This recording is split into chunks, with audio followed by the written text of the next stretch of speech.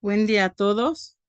Bueno, pues ahora nos toca continuar con la segunda parte de nuestra materia, metodología del derecho, haciendo remembranza de lo que vimos en la primera parte. Los temas que abordamos, bueno, fueron qué es la ciencia en general. Después la ubicamos como ciencia jurídica. Vimos que la ciencia, bueno, para que sea ciencia tiene que ser, en primer lugar, bueno, tiene que partir de un estudio, de acuerdo al concepto objeto que tú quieras iniciar. De ahí hay que partir de ese estudio. Vemos que la ciencia, para poder llegar a hacer ese estudio, se define con la observación. Entonces, a través de la observación es como vamos a ir viendo cómo van cambiando, cómo se van modificando los objetos, las cosas, y en ese momento es cuando, bueno, pues realizamos nuestras hipótesis, las tenemos que comprobar porque la ciencia, para que sea ciencia, tiene que ser comprobable. Ahora, ubicándolo a la ciencia del derecho, les comento que de igual manera tiene que ser comprobable, tenemos que dar nuestras hipótesis y por lo mismo, bueno, pues de ahí partimos para ir haciendo nuestros razonamientos. También vimos los elementos cognitivos que del pensamiento. Estos elementos cognitivos pues se dan justamente en el cerebro. Primero pues realizamos la imagen, el pensamiento y posteriormente bueno se quedan plasmados en el cerebro. Vimos el desarrollo de eso, de ese procedimiento cognitivo que bueno pues nosotros también lo aplicamos al realizar nuestras normas jurídicas. Bueno, también vimos que es el método científico que pues va aplicado posteriormente al método jurídico. Pero bueno, eso fue lo que vimos en la primera parte de nuestra materia. En este capítulo, pues vamos a ver las maneras o los procedimientos que se realizan para hacer una investigación. Vamos a ver también las técnicas de investigación y ubicar qué es una técnica. Entonces, eso es lo que vamos a abordar en este segunda parte de nuestra materia. Pues vamos a dar inicio con ello. Vamos a empezar, justamente como les decía, con la investigación. Vamos a ver las fases de la investigación. Y nos dice que toda investigación científica persigue identificar y caracterizar el objeto de conocimiento, pues en un procedimiento de reflexión, de control y de crítica que funciona a partir de un sistema y que propone aportar nuevos hechos, datos, relaciones o leyes en cualquier ámbito del conocimiento científico. Ahorita, como pueden ver, lo estamos enfocando al conocimiento científico. ¿Y cuál es la primera etapa? Bueno, pues es la etapa de información. Con ello vamos a empezar nuestra fase de investigación. Entonces, nuestra primera etapa pues va a ser la etapa de información. La segunda etapa es la etapa del planteamiento o aporética. La tercera etapa es la de construcción o teórica. Y la última etapa es la de los resultados. Entonces, como bien lo podemos observar, en primer lugar empezamos a plantear el problema. ¿Cuál va a ser nuestro objeto de estudio? Una vez que ya lo tengamos reflexionado y pensado qué es lo que vamos a realizar, bueno, pues esa va a ser nuestra primera etapa. Posteriormente, bueno, ya recabamos información, tenemos planteado nuestro problema a estudiar, a conocer, a informarnos, pasamos a la etapa de construcción teórica. Una vez que sucede esta construcción teórica, pues ya nos vamos a la etapa de resultados, que si lo enfocamos pues a nuestras demás investigaciones, pues es nuestra etapa de conclusiones. Bueno, entonces esas son nuestras fases de investigación. ¿Y cuál va a ser la finalidad de estas fases de investigación? Bueno, pues en primer lugar, identificar, perseguir y caracterizar el objeto de conocimiento, porque justamente para poder realizar esa investigación, en primer lugar, tenemos que saber qué vamos a investigar, buscar la información adecuada caracterizar el objeto de estudio y posteriormente, pues pasar a esa etapa de procedimiento, de control y de crítica. Bueno, pues entonces iniciamos con lo que es la fase de investigación. Posteriormente, bueno, continuando con esta fase de investigación, vamos a hacer una remembranza de lo que les comentaba a grandes rasgos. Nos dice que la primera etapa, que es la de información, es una actividad previa a toda investigación, la cual tiene como finalidad la selección del objeto de estudio y las fuentes del conocimiento.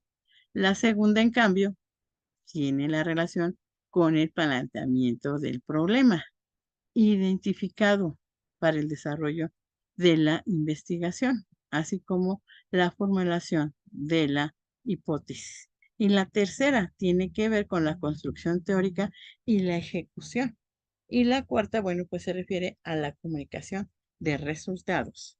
Entonces, de esta manera se observa que toda investigación comienza con una idea, la cual debe formarse a fin de que alcance la finalidad, de tal forma que al hacerlo de manera ordenada y sistemática, permite que la investigación se desarrollará adecuadamente, lo cual facilitará su ejecución. Entonces, en esta primera etapa, pues tenemos que realizar la investigación. Bueno, en este caso, pues indagar, saber qué es lo que con qué tema vamos a dar inicio para realizar nuestra investigación. Entonces, bueno, pues esa es la finalidad y la cual, bueno, pues buscamos información, buscamos en todas las investigaciones para saber cuál va a ser nuestro objeto de estudio. Y sobre todo saber qué fuentes de conocimiento existen. En este caso, bueno, pues si hay doctrina escrita, nosotros como abogados debemos de buscar en lo histórico porque hay que ver si existen, qué antecedentes existen sobre el tema que queremos indagar, saber si la doctrina que está escrita, bueno, contiene algunos de los temas de los que van a estar incluidos en nuestro trabajo. Y bueno, entonces nos dice que la segunda etapa va a tener relación con el planteamiento del problema identificado para el desarrollo. Entonces, aquí es donde vamos a plantear lo que vamos a buscar y sobre todo cómo se va a llevar a cabo ese estudio, qué pasos vamos a seguir. Pero bueno, pues eso lo vamos a realizar desde el momento que nosotros empecemos a plantear el problema y bueno, y poderlo identificar. A través de esto, bueno, pues vamos a ir formulando nuestras hipótesis y esas hipótesis a qué nos llevan justamente a poder saber si lo que estamos haciendo o con lo que estamos actuando, pues podemos realizar y lograr nuestra identificar, mejor dicho, el tema de estudio. Bueno, entonces, y la tercera etapa, bueno, pues tiene que ver con esa construcción teórica y su ejecución. Entonces, ya cuando tenemos esa construcción teórica de lo que del problema que estamos estudiando o de lo que nos estamos planteando, bueno, pues ya lo vamos a comunicar en los resultados. Como les decía, ¿qué es comunicar en los resultados? Pues es la conclusión a la cual estamos llegando. Entonces, esas son las etapas en las cuales, pues, tenemos en cuenta o en consideración para desarrollar nuestra investigación. Entonces, de ahí partimos para ir desarrollándola. Entonces, bueno, eso es la primera parte. Vamos a ver cuando nosotros empecemos. Dijimos que de la parte general, ¿qué vamos a hacer? Pues vamos a buscar o nos vamos a informar justamente qué información tenemos o encontramos para nuestro tema. Entonces, para ello es lo que nos va a informar esta diapositiva justamente. Nos dice toda la información investigada y recopilada debe de ser administrada a través de sistemas de referencia de fuentes de información que permitan su uso al redactar el marco teórico y la construcción del apartado de referencias, al final del documento. Los sistemas de referencias bibliográficas están basados en estilos acordes con distintas disciplinas y son el conjunto de reglas que definen qué datos deben incluirse al citar cada tipo de documento, así como el orden y el formato tipográfico en que deben transcribirse dichos datos. Como se advierte, cada comunidad científica establece su propio sistema de referencias que sirve de norma para citar las fuentes en consulta. En este caso, la carrera de Derecho se rige por dos lineamientos y criterios a saber. Entonces, como podemos ver, toda la información que nosotros pues revisamos, que investigamos y que recopilamos, pues debe de estar registrada o administrada en fuentes de información.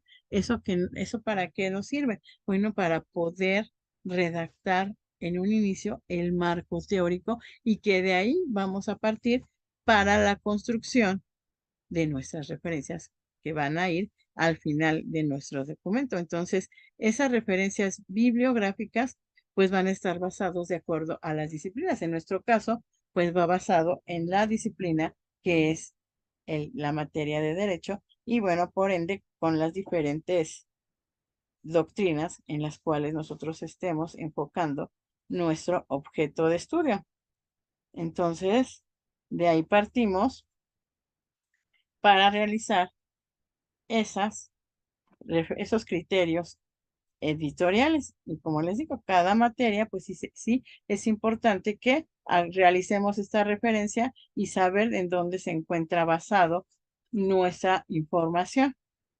Bueno, entonces, y todo, bueno, todo tiene que ir acorde al tema que nosotros estamos investigando y que, bueno, pues de ahí van a surgir las reglas que van a definir nuestro trabajo. ¿Y cuáles? Bueno, cuando nosotros terminemos de realizar esa investigación, bueno, pues de ahí vamos a sacar las citas bibliográficas o criterios editoriales. Entonces, toda esa información va a quedar plasmada como referencia en esos criterios editoriales.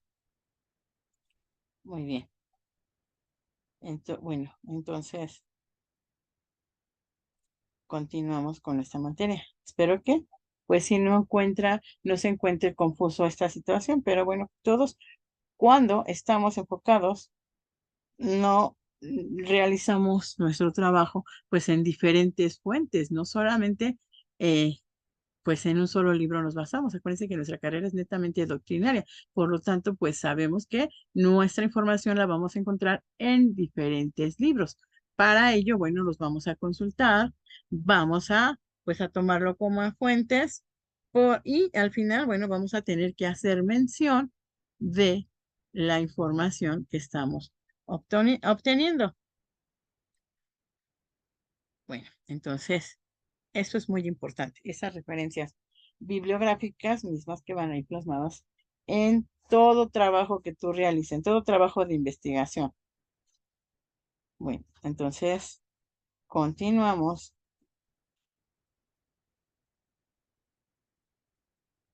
Bueno, dice que nos quedamos en que nos dice la diapositiva anterior, que en caso En nuestro caso, bueno, por decirlo así, la carrera de Derecho se rige por dos lineamientos o dos criterios a saber. ¿Y cuáles son esos lineamientos o criterios? Pues son los del proceso de editorial. El proceso de las editoriales, por ejemplo, en nuestro caso, el autor, bueno, pues es egresado y realiza su consulta, pero es de la máxima casa de estudios que es la Universidad Nacional Autónoma de México.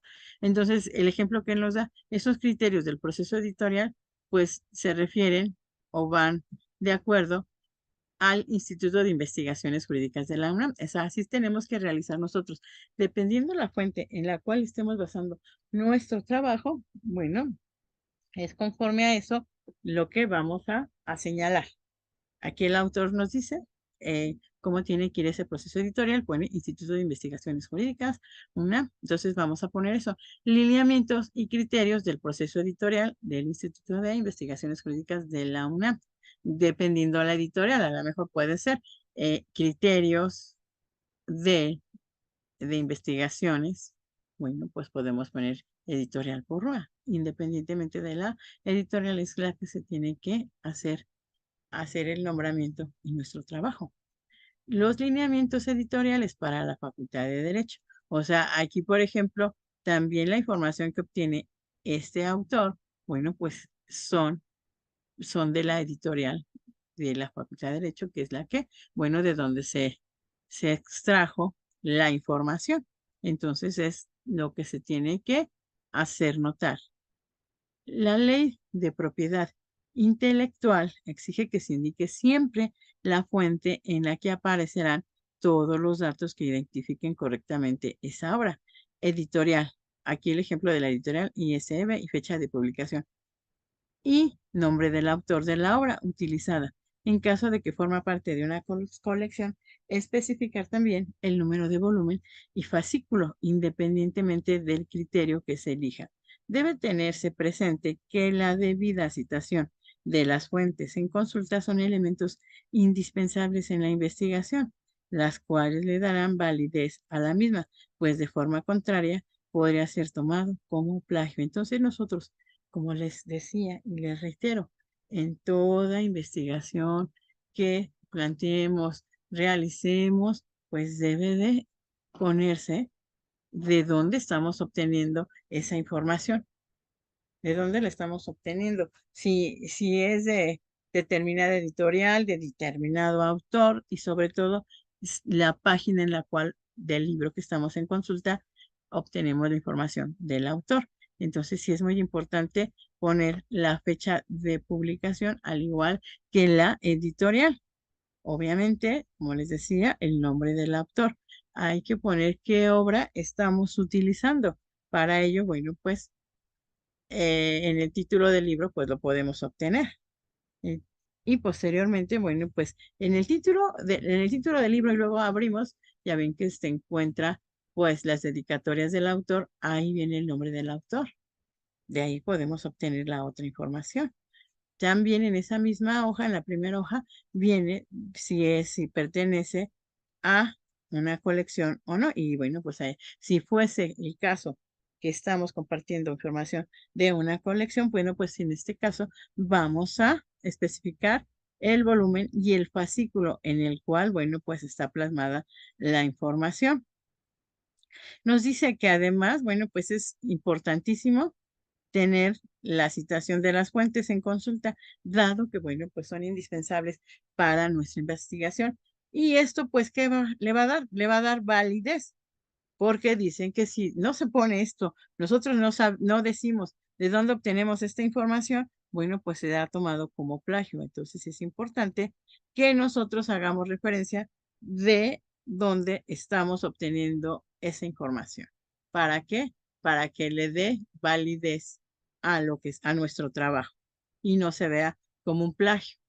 Ya ven que ahora en la actualidad, bueno, pues ha estado muy sonado los temas de que, bueno, pues una candidata ahorita para presidencial, y bueno, creo que y otra que fue la ministra, que esa fue un caso muy sonado, que habían plagiado la tesis. ¿Por qué? Porque omitieron poner justamente de dónde se está obteniendo esta información. No están manifestando de dónde obtuvieron. Entonces, se toma como plagio. Ya ven que hubo una serie de circunstancias y cuestiones que, pues, encuadraban que estas señoras, pues, plagiaron las tesis, siendo que, bueno, si a lo mejor lo que pasó, que lo tomaron de referencia, obtuvieron las ideas tal cual, pero no pusieron en qué página, en qué capítulo, en qué libro se obtuvo y sobre todo la editorial, todo, como les digo, todo se tiene que puntualizar muy bien para que todos sepamos de dónde obtenemos esa información y no estemos en presencia del delito de plagio. Continuando, el acervo general está constituido por obras impresas o electrónicas que suelen emplearse en su totalidad, pues se leen completas o se usan para las lecciones o unidades temáticas de las materias. Se dividen en materiales de acción y de información. Actualmente, en la era de las tecnologías de la información, esa definición se ha transformado y el concepto libro se aplica también a las obras con la misma estructura académica, pero en formato audiovisual, digital o combinado el papel impreso con alguno de estos formatos, y para cuya lectura se requiere equipo especial, ya sea que se escuchen en un equipo de sonido o se lean en una computadora. Su soporte físico puede ser un reproductor de sonidos o una computadora. Entre las obras de información de una biblioteca universitaria, estos están los ensayos, obras de divulgación de la ciencia, obras legislativas y sobre todo libros de texto que se utilizan para apoyar cada asignatura que se imparte. Entonces, bueno, cuando hablamos de un acervo general, es porque ese acervo está constituido por obras impresas. Ahora bien, de acuerdo a la modernidad y a la tecnología en la cual estamos inmersos, pues podemos decir que pues los libros ya se suben pues en línea, ya podemos consultarlo en línea. Antes pues no sucedía esto, ¿verdad? Antes pues teníamos que ir a la biblioteca, teníamos que pues buscarlo y tomar el libro físicamente para poder consultarlo. En la actualidad no solo basta puchar un botón para poder acceder a cierto material. Claro, no todo, porque si hay material que está protegido, pero el material que está libre para consulta o que se consulta de manera gratuita, bueno, pues tenemos esa gran ventaja de poder hacer uso de esa información. Entonces también ahora los libros pues ya son audios, ya no son libros con tantas letras, ¿verdad? No, ahora ya se facilitan mucho más las cosas. Ahora ya, con el simple hecho de ponerte unos audífonos, puedes estar escuchando el contenido de ese libro. Bueno, pero pues también es importante, aunque sean audiolibros, aunque sean eh, libros que estemos consultando en línea, también es importante poner el nombre del autor, quién lo escribió, la página en la cual estamos basando esta información o estamos copiando para que no estemos en presencia de un plagio. Sí es importante también poner la editorial, todo, porque si ustedes se dan cuenta o han consultado libros en línea, pues vienen con todos estos lineamientos. Viene la editorial, viene el nombre del autor, viene el dedicatoria, o sea, lo suben completo, no lo suben en partes. Bueno, hay momentos en los que nada más buscamos un cierto tema, si te remite el mismo buscador a esa parte de ese tema, pero en general, cuando consultas un libro completo, viene toda la información plasmada en ese libro. Entonces, por lo que les comento, es muy importante poner esos, esos lineamientos relativos a la editorial para que no tengamos ningún problema y no se considere que estamos realizando un plagio.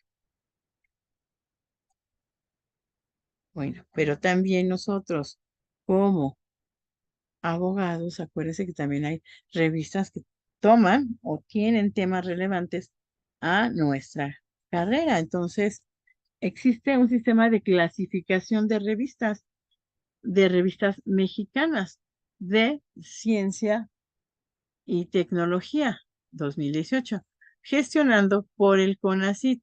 Es un instrumento de política pública que mediante el registro selectivo y la evaluación periódica de las revistas científicas editadas en formato electrónico en México busca elevar su calidad, visibilidad e impacto y de este modo fomentar la difusión y la divulgación de la ciencia y la tecnología generada en el país como instrumento de política pública. Su adaptación anual busca asegurar el cumplimiento de este propósito con base en el monitoreo permanente y objetivo de la evolución de las revistas incluidas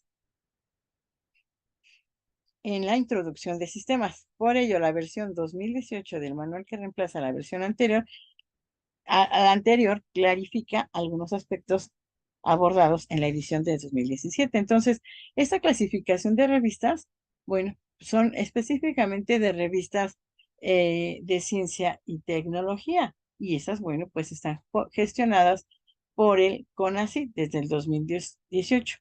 Y nos dice también, bueno, que es un instrumento público y mediante este registro selectivo y la evaluación periódica de las revistas, bueno, pues también las podemos encontrar o son editadas en formato electrónico en México. Lo que les comentaba, la modernidad, bueno, pues está constantemente en cambio, igual, ¿no? Igual que el derecho, igual que nuestra vida, seguimos evolucionando. Y luego entonces, pues ya también las revistas se suben al, al, pues, a la tecnología. ¿Y quiere decir esto? Se suben en línea. Ya lo tenemos ahí, ya las podemos consultar y bueno, pues estas revistas quedan como de política pública. Quiere decir que todos o llevan en sí esa pues esa clasificación, ¿no? Que es pública y que todos, bueno, tenemos esa oportunidad de consultarla. Y de igual manera, si se obtuviera esa información de esa clasificación de revistas, pues se tiene que poner la fecha de expedición de esa revista, el tomo, si es que los llevan por tomos, e ir realizando, bueno, poniendo todo este tipo de información para que como les decía, no se sea considerado un plagio, sino por el contrario, bueno, pues sea temas sean revistas de consulta y que nosotros, bueno, pues estamos realizando esa cita de dónde las estamos obteniendo, de qué fascículo, de qué número, todo, todo. Entonces, pues, como vemos, la tecnología nos alcanzó y esperemos que no nos rebase porque como vamos en la actualidad, pues sí, todo va caminando en base a eso, a la tecnología. De hecho, pues la educación de los menores suena muy triste, pero también los chicos, los niños, van teniendo ya esa cultura de la tecnología, ya lo que ven plasmado ahí, lo que pueden acceder. Entonces, sí es muy, pues triste, ¿no? Saber que no se cuenta con con otros métodos, pues a lo mejor de enseñanza y que eso es lo que a veces provoca o da la educación. Bueno, entonces continuando con las revistas, la evaluación de cada revista es efectuada mediante pares evaluadores internacionales y especialistas en edición científica, usando el método de simple ciego. La metodología diseñada objetiva la valoración de diferentes dimensiones que caracterizan a una revista mediante el uso de epígrafes que describen el nivel de logro de cada uno de los criterios que componen esas dimensiones. El Sistema Nacional de Investigadores fue creado por acuerdo presidencial, publicado en el Diario Oficial de la Federación el 26 de julio de 1984, para reconocer la labor de personas dedicadas a producir el conocimiento científico y tecnológico. El reconocimiento se otorga a través de la evaluación por pares y consiste en otorgar el nombramiento del investigador nacional. Esa distinción simboliza la calidad, prestigio de las contribuciones científicas en paralelo al nombramiento y se otorgan estímulos económicos cuyo monto varía con el nivel asignado. Entonces, bueno, como podemos ver, este Sistema Nacional de Investigadores, bueno, pues fue creado ¿por quién? Pues por la presidencia. No sale de otro lado, sino que surge, no sale de la iniciativa privada, sino que lo crea el mismo gobierno. Y además de que pues se les asigna un sueldo y la información que tienen que dar, lo que no es de chismes, ¿verdad? De revistas que nosotros conocemos en la vida coloquial, no, son revistas científicas o bien revistas que en ellas actúan pues especialistas y para su labor, bueno, pues se va a reconocer a las personas dedicadas en el conocimiento científico y tecnológico.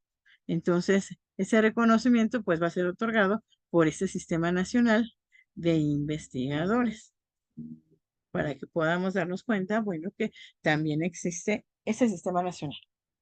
Ajá, nosotros podemos hablar de investigadores adscritos a pues a lo mejor a una universidad, a una escuela, pero con ello nos podemos dar cuenta que existe un sistema nacional de investigadores. Y bueno, pues está vigente y fue creado por acuerdo presidencial el 26 de julio de 1984, para que lo tengan en conocimiento.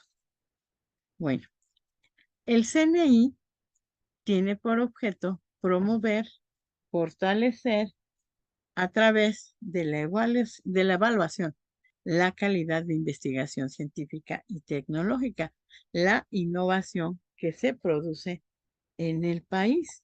El sistema contribuye a la formación y consolidación de investigadores con conocimientos científicos y tecnológicos del más alto nivel como un elemento fundamental para incrementar la cultura, productividad, competitividad y el bienestar social. Entonces, el Sistema Nacional de Investigadores, ¿cuál va a ser su objeto? Pues promover y fortalecer a través de la evaluación de calidad la investigación científica y tecnológica. Entonces, ese es su objeto principal, promover y fortalecer esa investigación científica. Y bueno, nos dice que el sistema pues va a contribuir a la formación y consolidación de investigadores con esos conocimientos científicos. Bueno, ese es un elemento fundamental para que sean reconocidos o bien para que sean aceptados en este Sistema Nacional de Investigadores. Entonces, pues para que ustedes puedan ver que nosotros también tenemos un Sistema Nacional de Investigadores y mismos que se dedican a eso, a promover la investigación científica y tecnológica. Y que bueno, pues fue acordado o fue creado por decreto presidencial. Vamos a ver esas estrategias de aprendizaje. ¿Qué son? Las estrategias de aprendizaje se definen como el conjunto de actividades, técnicas y medios que son útiles para potencializar un aprendizaje significativo. En este apartado le explicamos cómo realizar algunas de las actividades o tareas que deberán elaborar a lo largo de la asignatura. ¿Cuál es nuestra asignatura? Pues la carrera de Derecho. Entonces, para ello, pues vamos a contar con ciertas estrategias para poder enfocarlo en nuestro aprendizaje. Y bueno, pues cada uno de nosotros vamos a poder realizar esas, esas estrategias de aprendizaje y también para poder llevar a cabo pues nuestros trabajos, nuestras tareas, nuestras investigaciones. Y con ello pues vamos a dar inicio al ensayo. ¿Qué es el ensayo? Es un escrito en prosa en el que se expresa un punto de vista acerca de un problema o tema, con la intención de persuadir a otros. Para ello es importante tener ideas y razones consistentes, además de lograr expresarlas elocuentemente. En su ensayo puede expresar abiertamente sus ideas y opiniones, estar a favor o en contra de una disciplina o tema expresados. Debe cuidar que la intención de la comunicación que ha entablado sea clara para quien lo lea, con el fin de que su mensaje sea captado sin dificultad. Entonces, cuando nosotros iniciemos un trabajo de investigación, el cual, bueno, pues nos digan, tienen que realizar un ensayo, tienen que fijarse justamente que este trabajo que se realiza debe de estar en prosa. Además, bueno, pues tenemos que expresar un punto de vista sobre el problema que estemos tratando. Y ese, bueno, pues ese problema o tema, ¿qué es lo que pasa? Pues tenemos que tratar de persuadirlo. Entonces, además dice que pues hay que expresar elocuentemente nuestras ideas, porque si lo hacemos de manera complicada, la persona que está leyendo nuestro ensayo, pues no va a poder entenderlo, va a tener esa dificultad para poderlo hacer. Entonces, sí nos dice que nosotros lo que debemos realizar en ese trabajo, además de que debe estar en prosa, pues las ideas deben de ser elocuentes, todas deben de tener pues una misma línea y además pues tener una disciplina en el tema que estamos redactando. Entonces, pues sí es muy importante saber que ese ensayo vaya de manera clara y que los demás, cuando lo tengan que consultar, lo entiendan. Vamos a ver qué partes componen un ensayo. Todo ensayo se compone básicamente de la estructura. Introducción. ¿Y qué es la introducción? Bueno, pues va a describir la problemática y objetivo de su tema. Aquí en la introducción vamos a dar un panorama general de la problemática y además vamos a establecer un objetivo. Luego de la introducción viene el desarrollo. El desarrollo, bueno, pues explica de manera profunda sus ideas y da respuestas a las interrogantes que inviten a la reflexión. Quien lo lee, recuerde siempre sustentar el trabajo con fuentes que consultaste. Conclusiones. Retoma qué planteó inicialmente y aporta soluciones y sugerencias con la intención de dar pie a que pueda continuarse sobre la misma temática en otras situaciones o en otras personas. Y al final se tiene que establecer la bibliografía.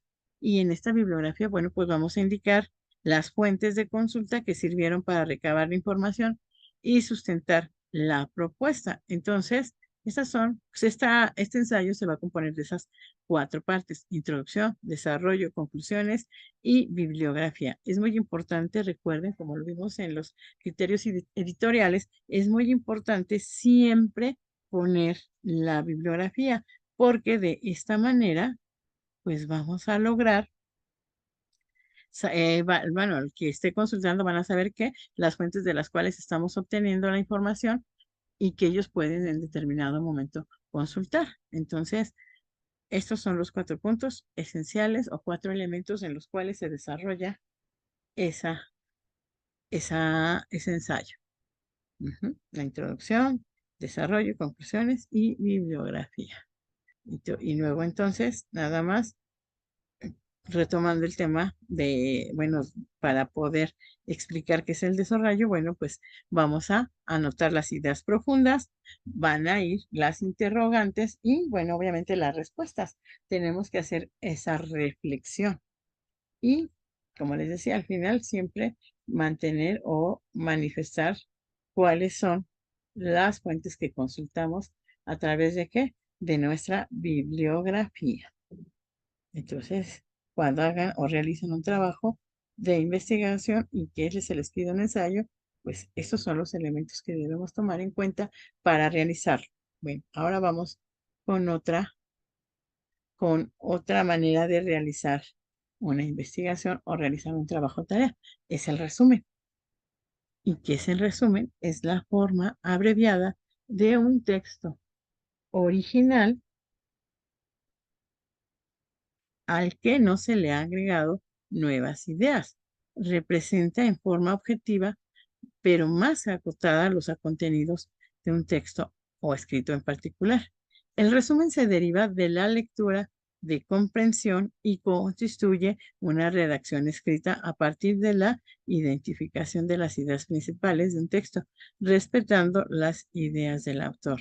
Se realiza una descripción abreviada y precisa para dar a conocer lo más relevante de un tema. El resumen permite repetir literalmente las ideas ajenas. Entonces, en el resumen sí podemos hacer esa mención o estar repitiendo las ideas ajenas. Bueno, pero el resumen, para que nos quede muy claro, es lo que nosotros realicemos, o a lo mejor a lo largo de nuestra vida, ¿verdad? Desde que íbamos a la primaria, se nos pedía hacer un resumen de alguna lectura. Bueno, pues ahorita podemos decir que ese resumen se hace de manera abreviada y, bueno, pues se sacan las ideas más importantes de el texto. Además, bueno, pues ese resumen va a derivar de la lectura y de la comprensión que nosotros hayamos realizado y lo que hayamos entendido. Es decir, vamos a identificar las ideas principales de ese texto, obviamente respetando las ideas del autor. Entonces se realiza, pero siempre y cuando, pues, respetando las ideas principales del autor. Nosotros vamos a hacer nuestro resumen, vamos a acotar o poner lo más importante, las ideas que para nosotros sobresalieron en ese tema, en esa lectura, y van a estar escritas en ese en este resumen. A diferencia del ensayo, bueno, en el resumen sí podemos estar repitiendo literalmente las ideas ajenas. Ajá, esa es la gran ventaja del resumen. Aunque también puede utilizar sus propias palabras. Y cuando la representación sea coherente y se hagan las citas correspondientes, el fin es comunicar las ideas de manera clara, precisa y ágil. Al elaborar un resumen, no debe incluir interpretaciones críticas o juicios propios, ni omitir los elementos fundamentales del tema original. Elaborarlo implica desarrollar su capacidad de síntesis y la habilidad para redactar correctamente. Entonces, en el resumen, como vemos, dice que no debemos incluir interpretaciones, críticas o juicios propios, ni omitir los elementos fundamentales del tema original. O sea, sí es un resumen, pero el mismo, pues sí, debe de conservar los elementos fundamentales del tema. Entonces, dice que cuando nosotros realizamos este resumen, bueno, pues debemos desarrollar nuestra capacidad de síntesis y la habilidad para redactarlo correctamente. Entonces, aquí es cuando vamos a demostrar qué capacidad tenemos para realizar esa síntesis del texto. Entonces, ahí vamos a mostrar las habilidades con las cuales contamos y que, bueno, pues las vamos a aplicar de manera correcta al redactar. Bueno, entonces, eso es el resumen. Continuando, también existen ciertos lineamientos que debe contener un resumen. Entonces dice que para realizarlo debemos de considerar, primero, hacer una lectura general y total. Seleccionar las ideas principales. Eliminar la información poco relevante. Redactar el informe final conectando las ideas principales. Entonces, si bien es cierto que vamos a hacer ese resumen, si es importante, bueno, primero realizar la lectura.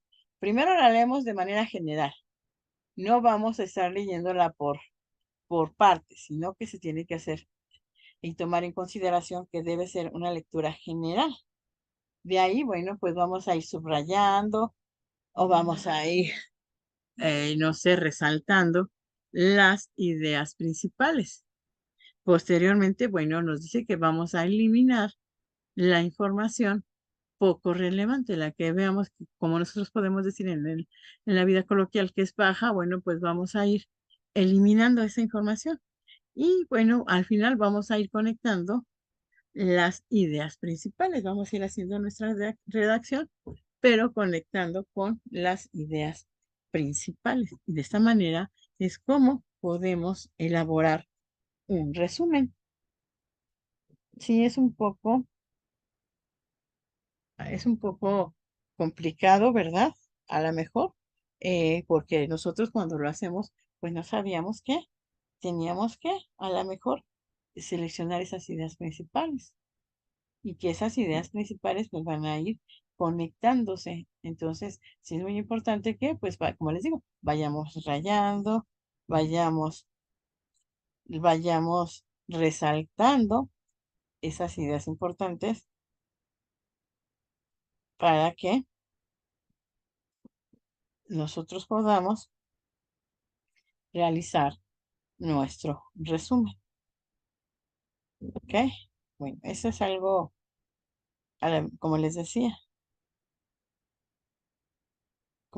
nosotros sí debemos de tener en claro, pues, cómo realizar nuestro resumen. Y aquí, bueno, les estoy proporcionando los lineamientos para poder hacerlo, para poder realizarlo y pues no tengamos ningún problema. Ahora bien, también nuestra investigación puede ser a partir de un mapa conceptual. El mapa conceptual es un esquema gráfico que se integra por la selección, jerarquización de conceptos y relación entre ellos, generando una visión de conjunto del concepto principal. Recuerde que un concepto es la representación mental de la realidad tangible o intangible. Por ejemplo, concepto de amor o democracia.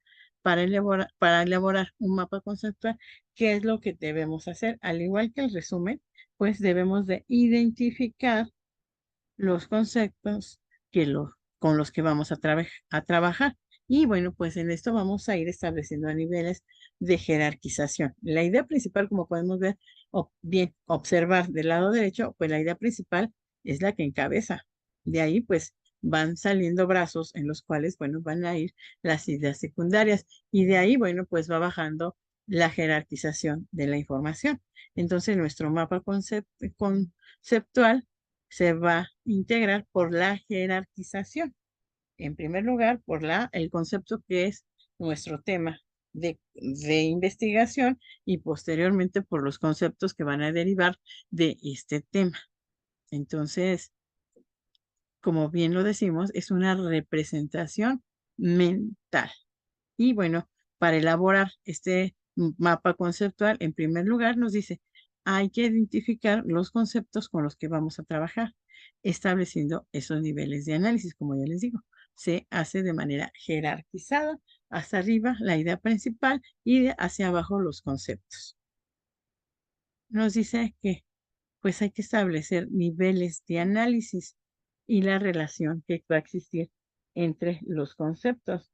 Entonces vamos a llevar esos niveles de análisis, pues como les comentaba, de manera jerarquizada.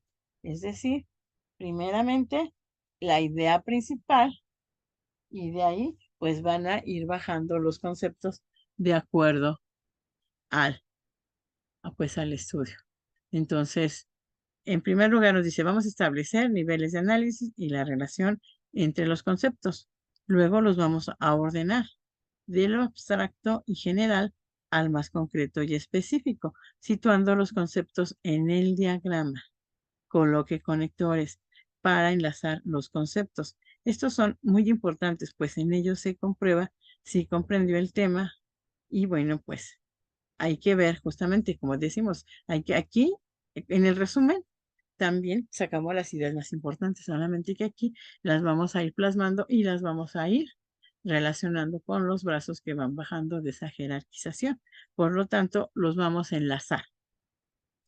Y además, vamos a realizar esas conexiones que les decía, o esos enlaces de manera coherente.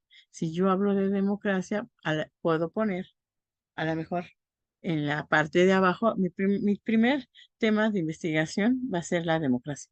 De ahí voy a partir, voy a poner pueblo, y eso, bueno, sería uno de mis conceptos de abajo de la democracia. ¿Quién lleva a cabo la democracia? Pues el pueblo. Y de ahí vamos a ir dando los siguientes conceptos. Entonces, como pueden darse cuenta, todo lleva un orden y las ideas pues deben de ser coherentes, porque si yo pusiera democracia y luego pongo casa, pues tampoco tendría mucha relación. Entonces, sí debe de ser de manera coherente que cuando la persona que tenga que consultarlos, pues pueda ir entendiendo lo que se quiere establecer en ese mapa conceptual o lo que queremos dar a entender para que, bueno, pues los demás lo puedan consultar. Entonces, sí, hay que hacerse de manera coherente. Sí, hay que, bueno, las conexiones de los conceptos deben de tener coherencia y expresar su comprensión. Entonces, y luego, bueno, pues ordenarlos, como nos dice, de lo abstracto y general al más concreto y específico. Si nosotros buscamos la palabra democracia, bueno, pues estamos hablando de manera general. A partir de ahí, pues vamos a ir bajando, pues, los conceptos con los cuales va a realizarse ese mapa conceptual. Bueno, ese es el mapa conceptual, pero también existe un cuadro sinóptico. Este, bueno, está al revés, la imagen que tenemos, pero no sé si ustedes recuerdan cómo se realiza. Son por medio de llaves. Aquí está la llave, como podemos observar, y tiene dos flechas. En esas dos flechas es donde, bueno, se pone la información o el resumen. También se pone un resumen de lo más importante. Ahorita, bueno, vamos a ver qué es este cuadro sinóptico. Esta herramienta permite sintetizar la información de manera ordenada y jerárquica. Tiene la posibilidad de irse ampliando a medida que aparecen más datos dentro del documento. Con esta herramienta es posible extraer una serie de palabras claves, tema que permiten desarrollar las ideas o teorías que contenga el texto. Al elaborar un cuadro sinóptico se deben incluir solamente las ideas principales en forma breve y concisa. Localice los conceptos centrales de manera ordenada y sistemática y relaciónelos elaborando un esquema con los que contenga y amplíe las ideas principales con ideas subordinadas. Entonces, bueno, ponemos en la llave, para formar la llave, exactamente ponemos un concepto principal o el concepto de estudio, posteriormente se abre la llave y bueno, pues ahí vamos a ir dando los conceptos. A diferenciación del mapa conceptual, en el cuadro sinóptico sí podemos ir poniendo, bueno, pues un extracto de la información de determinado concepto. Y así se van a ir abriendo sucesivamente estas llaves del cuadro sinóptico.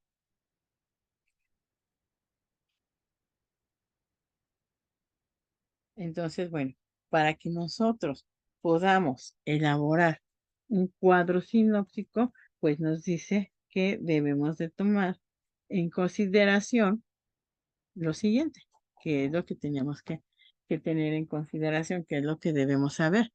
Bueno, pues primero debemos de organizar la información de lo general a lo particular, de izquierda a derecha. Siempre se va a hacer de esa manera, de izquierda a derecha, en orden jerárquico. Utilice llaves para clasificar la información. Lo que les informaba, tenemos que utilizar esas llaves para poder ir ordenando la información y que de esta manera, bueno, pues podamos entender cuáles son esas ideas principales. Y bueno, esas ideas principales se van a caracterizar por esa llave y en la llave pues se van a poner los demás conceptos y así sucesivamente llevando un orden de igual manera coherente para cuando alguien lo consulte, pues sepa de lo que estamos hablando, no solamente pues ve las llaves, pues no va a saber qué es. Entonces sí es importante poner el tema principal y de ahí derivar los conceptos.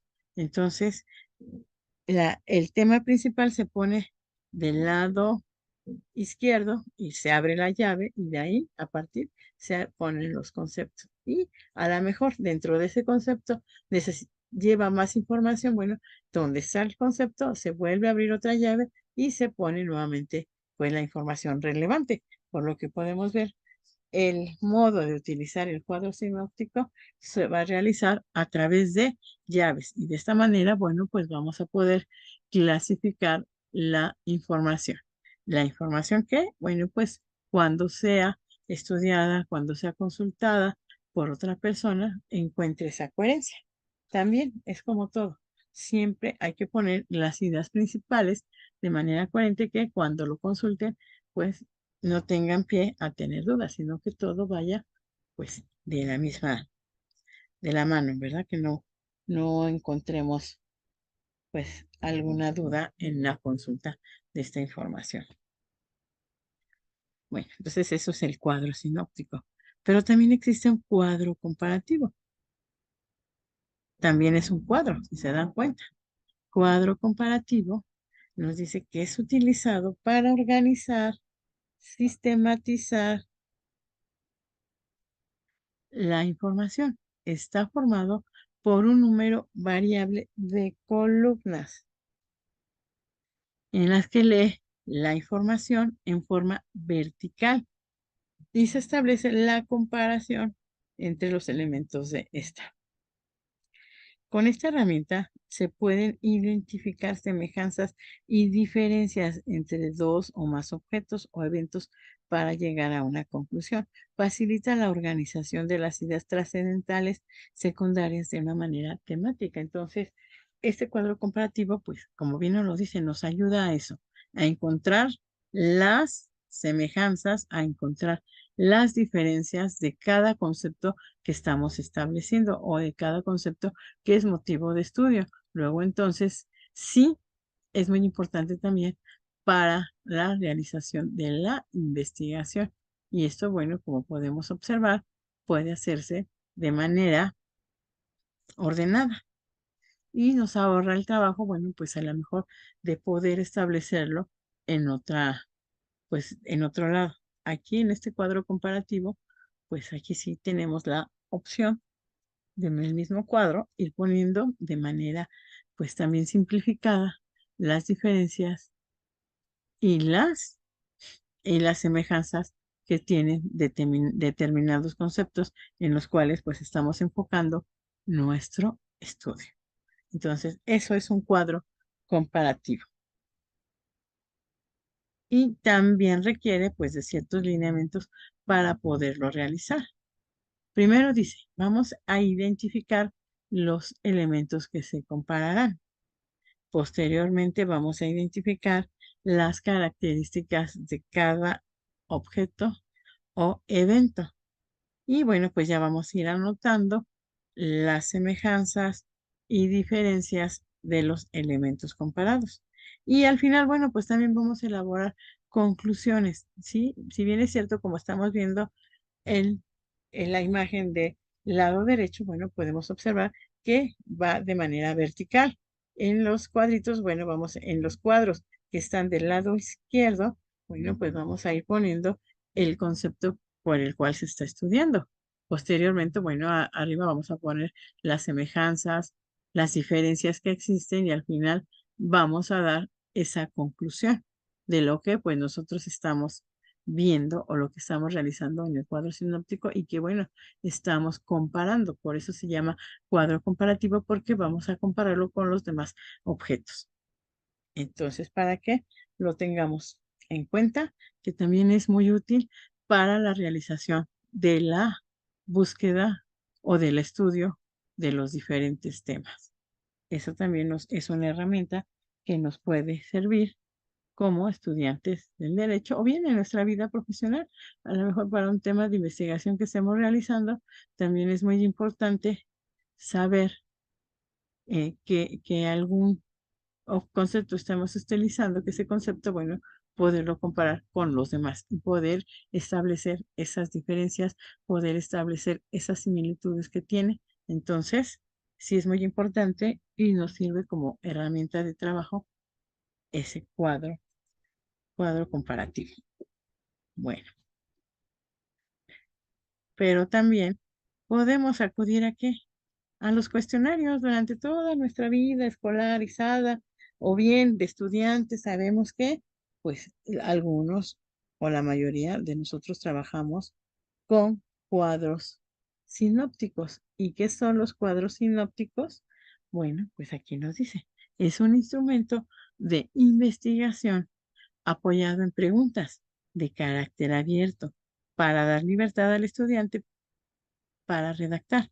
No se limitan las alternativas de respuesta a un solo documento, ya que las respuestas pueden sustentarse con los textos que se manejan complementarios o del propio interés del estudiante. Entonces también los cuestionarios pues nos sirven como instrumento de investigación. Y bueno, pues estos instrumentos de investigación se van a llevar a cabo a través de preguntas. Y esas preguntas nosotros como estudiantes o quien lo tenga que resolver debe de hacerlo de manera abierta y el estudiante puede ir redactando esa respuesta. Entonces, aquí no se van a limitar las alternativas. Las respuestas, pues como lo digo, son abiertas. Nosotros como estudiantes o estudiosos, bueno, vamos a poder proporcionar esas ideas mismas que, bueno, pues tienen que ir relacionadas obviamente con con lo que se nos esté preguntando. Esa es la gran ventaja que son respuestas abiertas. Entonces, los cuestionarios, como hemos podido ver, lo hemos usado durante toda nuestra vida estudiantil. Bueno, pues ahora vamos a ver, ya vimos qué es los diferentes medios que tenemos para poder realizar una investigación, pero también eso se va a basar en técnicas de estudio. Nosotros ya vimos que cómo podemos realizar la investigación, cómo podemos ir complementando esa investigación, pero eso también pues nos va a llevar a una técnica de estudio. Nosotros o bueno, más adelante vamos a poder ver o analizar la metodología. Y a través de esta metodología también vamos a poder entender que la técnica forma parte de esa metodología, de los métodos que nosotros utilizamos para poder estudiar, para poder entender lo que queremos hacer. Bueno, entonces nuestras técnicas de estudio, primero, dice que la técnica se conforma con el conjunto de reglas para establecer algo con menor esfuerzo y mejores resultados. En la medida que el conjunto de reglas se mejore, en esa medida obtenemos mejores resultados para el conocimiento universal. Entonces, de primera mano podemos decir que la técnica se conforma por ese conjunto de reglas para poder hacer algo con menor esfuerzo y obtener mejores resultados.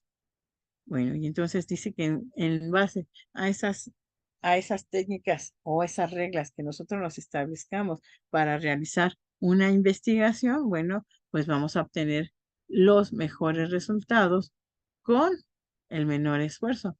Nosotros hemos hablado, ¿no? Yo creo en nuestra vida diaria, decimos, bueno, pues yo tengo la técnica para hacer esto, yo tengo a lo mejor algo muy burdo, yo tengo la técnica para tender mi cama en 2 minutos. Entonces ya cada uno podemos decir, tenemos esas técnicas para facilitarnos la vida. A lo mejor cada uno de nosotros tenemos diferentes técnicas para estudiar. Hay quienes, bueno, pues a lo mejor solamente con la lectura, hay otros que a lo mejor viendo este video, nada más viéndolo sin que tengan que estar leyendo, nada más con ello aprende. O sea, cada uno de nosotros tenemos diferentes técnicas para realizar ese trabajo. Me decía un alumno, bueno, maestra, esas técnicas podemos enfocarlo o decir que es igual a maña. Sí, sí, en el ambiente coloquial lo conocemos como maña. Lo que nosotros hacemos para poder realizarlo y no llevar tanto esfuerzo y obtener un resultado, pues, de calidad. Entonces, esas son las técnicas de estudio. El conjunto de reglas que para hacer algo con menor esfuerzo y mejores resultados. Y esas reglas, pues, no las vamos imponiendo nosotros de manera particular. Ujú. Bueno, dentro de esas técnicas de estudio, ¿qué vamos a hacer? Bueno, en primer lugar, lo que nosotros podríamos recomendar. Realiza tus propios apuntes. Es muy importante que nosotros realicemos nuestros propios apuntes, porque pues esto es un hábito de estudio más conocidos. Se trata de resumir lo más importante con nuestras propias palabras para así recordarlo. Ten en cuenta que no debes dejar fuera ningún dato clave. Puedes hacerlo de manera tradicional, con lápiz y papel, o usar herramientas en línea, online, que te permiten hacer anotaciones digitales como QuickForce, Pencil, Squid, Simple Note, Moleskine o Journal. Todos estos, bueno, estas anotaciones digitales, pues ya las tenemos en la vida presente, como yo les decía. A lo mejor si todavía tus métodos de estudio son a la antigüita, pues tú vas a ir escribiéndolo con tus propias palabras, lo que estés escuchando, vas a ir haciendo un resumen de manera, pues, con los audios, o a lo mejor con la lectura, vas a poner lo más importante y de ahí, bueno, vas a hacerlo con tus propias palabras. Aquí tú vas a externar o plasmar tu idea conforme pues tú lo vayas entendiendo. Entonces, es muy importante y bueno, pues sí es recomendable que en nuestras técnicas de estudio, pues nosotros realicemos nuestros apuntes para que nosotros, bueno, podamos plasmar esas ideas, las ideas que nosotros estamos llevando a cabo en ese estudio, en el conocimiento de determinada materia. Entonces, sí es muy interesante y además, bueno, importante para todos los estudiantes el poder realizar nuestros propios apuntes y poder tener esos hábitos de estudio. Entonces, sí se recomienda realizar nuestros propios apuntes. En segundo lugar, bueno, nos dice que subrayar lo más importante. Es como si estábamos viendo qué es el resumen. ¿Se acuerdan que dijimos que en el resumen, pues vamos a ir subrayando, ir coloreando o ir sombreando cosas o los conceptos que nosotros consideremos de vital importancia y que, bueno, puedan ser plasmados. Entonces, lo que se nos aconseja es subrayar lo importante. Nos dice que este es uno de los métodos de estudios más conocidos. Debes destacar las partes más significativas del texto usando colores, un resaltador, plumones, etcétera, etcétera. Antes de realizar el subrayado, debes de leer y comprender el texto. Entonces, sí es muy importante que cuando nosotros estemos subrayando las ideas más importantes, bueno, pues sí sepamos a qué nos estamos refiriendo. Porque, bueno, a lo mejor subrayo un tema importante que para mí, que yo considero, y luego subrayo otro tema que no tenga nada que ver con lo que estoy subrayando en un inicio. Entonces, sí es importante también que se lleve esa coherencia para el momento de transcribirlo. Bueno, pues no salgamos de la idea, sino que llevemos la misma línea con la misma idea que empezamos a realizar ese estudio cuando empezamos a leer y a su vez subrayar la información más importante. Entonces, ese también es un método de estudio, el subrayar lo más importante y que muchos de nosotros es lo que llevamos a cabo en nuestro aprendizaje. Bueno, ya habíamos hablado de esto, los mapas mentales. Ahorita aquí, para que nos quede claro que es un mapa mental, esa también es una técnica de aprendizaje. Acuérdense que ahorita estamos viendo técnicas de aprendizaje. Cuando estuvimos viendo los mapas mentales, lo vimos como un método de investigación. Ajá, como formas de poder investigar y lo que yo podía hacer con esta investigación. Ahora ya lo tenemos como técnica de investigación, un mapa mental. ¿Y qué es un mapa mental? Nos dice que es una técnica muy efectiva sobre cómo estudiar mejor, que te enseñen en el colegio. Un mapa mental resume y organiza nuestras ideas. Si lo hacemos bien, puede ahorrarnos muchas horas de estudio y asegurarnos sacar una buena nota en el examen. Puedes elaborarlo tú mismo a mano o utilizar las herramientas digitales. Ya saben que en la actualidad, nuevamente, haciendo mención y reiterándolo, pues ya con los medios electrónicos, pues todo lo podemos hacer con estos medios digitales. Entonces, ese mapa mental, como vemos, primero vamos a sacar la idea principal, como ya lo habíamos visto, y posteriormente vamos a ir dando esos conceptos que todos forman parte de la idea principal. Como pueden observar, tiene los brazos. Esos brazos, bueno, pues van llegando al concepto, pero si nos regresamos, por ejemplo, aquí, en este ejemplo que nos da, mapa mental, ¿cómo lo empezamos? Bueno, el primer concepto sería la definición, después las características, posteriormente hay otra nubecita de ejemplos, luego el tutorial, la origen y usos. Entonces, si se pueden dar cuenta, todo va relacionado con la idea principal. Entonces, los mapas mentales también nos puede servir como una técnica de estudio y que, bueno, esto nos ayudaría a estudiar mejor. ¿Por qué? Porque nosotros primero leemos el contexto, todo lo que está atrás de los conceptos principales. Entonces, cuando yo vea mapa mental, pues estoy recordando cómo se forma ese mapa mental, qué es un mapa mental.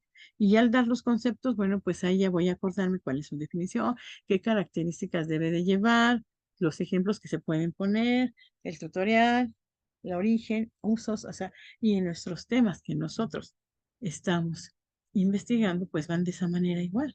Ponemos la idea principal y posteriormente de ahí vamos desarrollando todos los conceptos que nos llevan a esa misma idea central.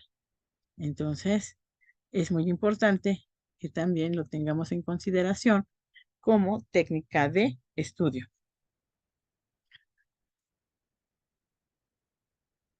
Luego también podemos tener otra técnica para poder estudiar y estas van a ser las fichas de estudio. Si quieres asimilar datos concretos como fechas, números o vocabulario, deberás seguir este método de aprendizaje. Es útil usarlas en materias que incluyen el uso de números o aprender otro idioma. Aquí se realiza un proceso de memorización, pero divertido. Se pueden elaborar fichas de manera manual o a través de apps, ya sabes. También se puede realizar todo. Ya tenemos todos los medios, ya tenemos todo lo que nos puede llevar a realizar este tipo de trabajos a través de la app. Entonces, bueno, pues de esa manera podemos realizar nuestros métodos de estudio a través de fichas de estudio. Y esas fichas de estudio, como podemos observar, vamos a poner también nuestras ideas principales, nuestro resumen, lo importante de ese tema, y de esta manera pues vamos a poder irlas memorizando. Entonces aquí es donde se lleva a cabo ese proceso de memorización. Y bueno, pues a lo mejor para muchos se les facilita llevar a cabo las técnicas de estudio a través de estas fichas de estudio. Y bueno, pues van a contener esas fichas datos concretos como fechas, números o vocabulario. Y bueno, pues es un método de aprendizaje o una técnica que nosotros podemos utilizar en nuestro día a día para poder llevar a cabo el estudio de nuestras materias. A lo mejor también esto lo puedes llevar a cabo cuando tengas que aplicar examen. Eso te facilita el estudio para que puedas memorizar, como les comentaba, lo más importante es los números o el vocabulario. Eso es muy importante. Y bueno, nos dice que cuando estamos estudiando otro idioma, también lo podemos incluir porque esto nos facilitaría mucho el aprender. Entonces, también esta puede ser una muy buena técnica de estudio. Luego, también podemos aplicar como técnica de estudio ejercicios y casos prácticos. ¿Alguna vez te ha pasado que no entendías la teoría o técnica de alguna materia con tan solo leerlo? Realizar ejercicios o resolver casos prácticos son muy útiles para asimilar una teoría de manera más sencilla. Esto se aplica especialmente en cursos relacionados a las finanzas, contabilidad, estadística, negocios, física y todas aquellas que muestren problemas y números. Al resolverlos, podemos comprender la aplicación de la teoría. Entonces, esos ejercicios de casos prácticos, bueno, pues esta es una técnica y que la puedes aplicar en alguna materia. Aquí nos habla justamente de finanzas, contabilidad, estadística, negocios y física, pero pues nosotros podemos hacerlo con los problemas que se suscitan en nuestra vida diaria, que es el derecho, y bueno, pues podemos ir realizándolo, estos problemas. Y bueno, de esta manera también ir resolverlos y poderlos aplicar, comprenderlos y aplicarlos a la teoría. Entonces, esa también es una técnica de aprendizaje o de estudio, ejercicios y casos prácticos. También tenemos los test. Esta también es otra técnica de estudio, los test. ¿Y estos qué son? Bueno, pues los podemos realizar en los días previos al examen. Es una excelente manera de repasar, prepararse para el gran día. Aquí podremos comprobar en qué área estamos bien y en cuáles nos falta aprender. También podemos compartir test con nuestros compañeros y descubrir detalles importantes que, bueno, que a lo mejor hemos omitido. Entonces, esos test los vamos a ir haciendo días antes del examen.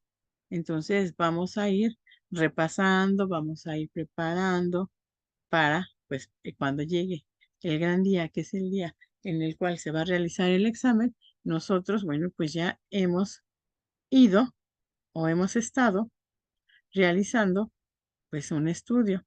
Hemos estado repasando sobre esos temas, bueno, que son que interesan o que son o comprendidos dentro de nuestro temario y que, bueno, tendremos al final de cuentas, bueno, pues tener que realizarlo o explicarlo cuando llevemos a cabo nuestro examen. Entonces, el test sí es importante y bueno, pues además de eso, nos va a ir llevando a las áreas en las que no estamos bien, en las que no hemos entendido y que bueno, pues nos falta a lo mejor ponerle más énfasis y atención.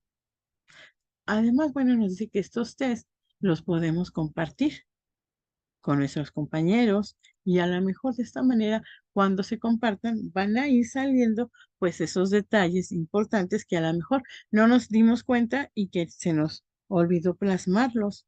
Entonces, sí es importante y se recomienda que se comparta con los demás compañeros para poder llegar a ese estudio y además, pues darnos cuenta de lo que se está omitiendo, de lo que no ponemos o que nos hizo falta.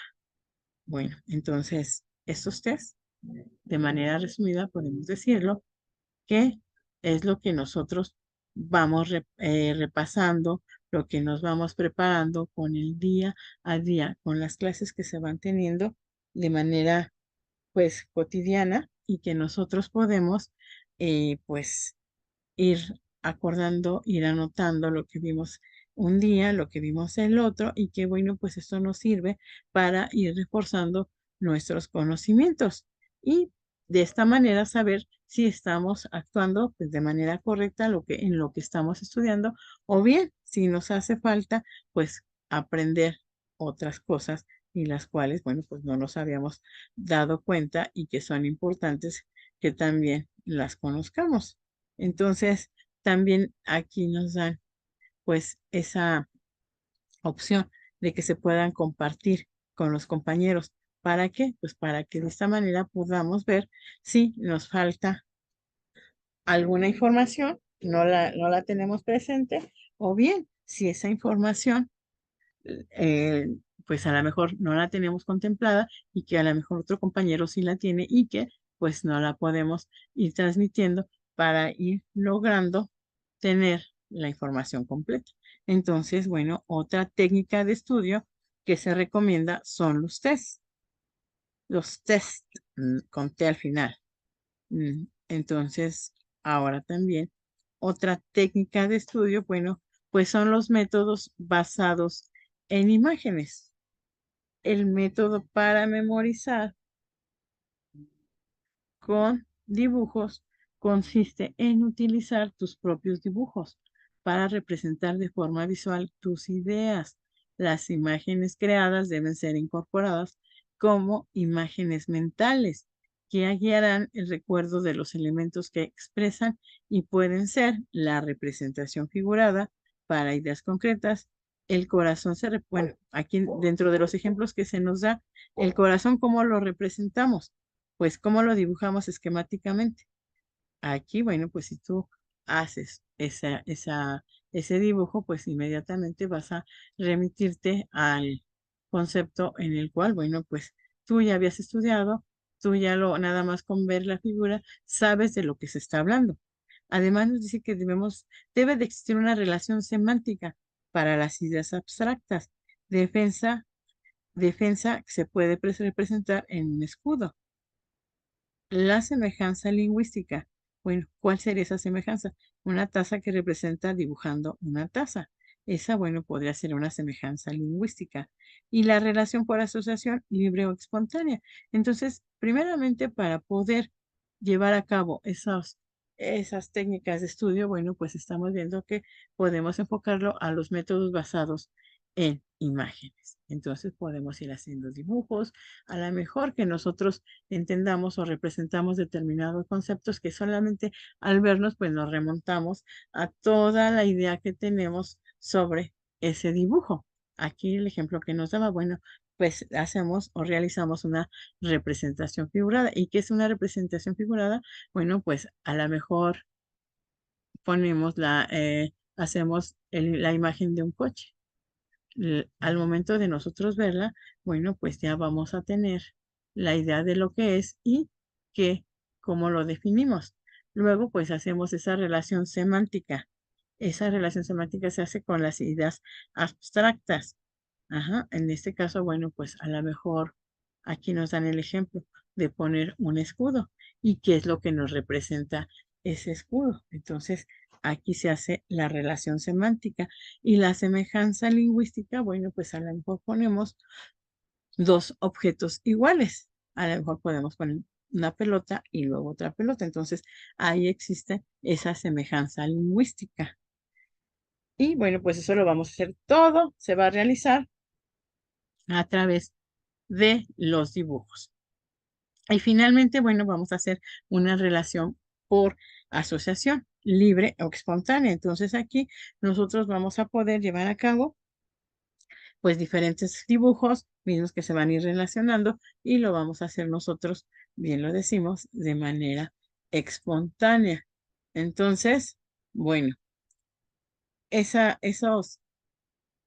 técnica basada en imágenes para muchos sí resulta muy productiva porque bueno, muchas de nosotros, muchas de las personas únicamente viendo imágenes, pues nos trae a colación esos recuerdos. De hecho, nosotros al ver los comerciales que utilizan imágenes, pues ya se nos queda plasmado y ya sabemos a qué se está haciendo referencia.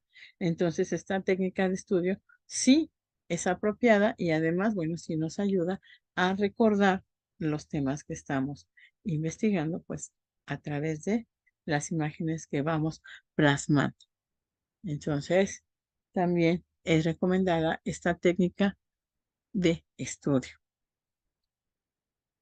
Bueno, entonces continuamos, bueno, continuando con estas mm, imágenes, aunque basemos nuestro conocimiento en imágenes, también nos dice que las técnicas son reglas operacionales y procedimientos que es necesario observar para la aplicación adecuada de un método para que brinde información confiable. Entonces, bueno, pues nos dice que para que nos pueda brindar esa información confiable y válida. Y por tanto, su connotación es práctica y operacional.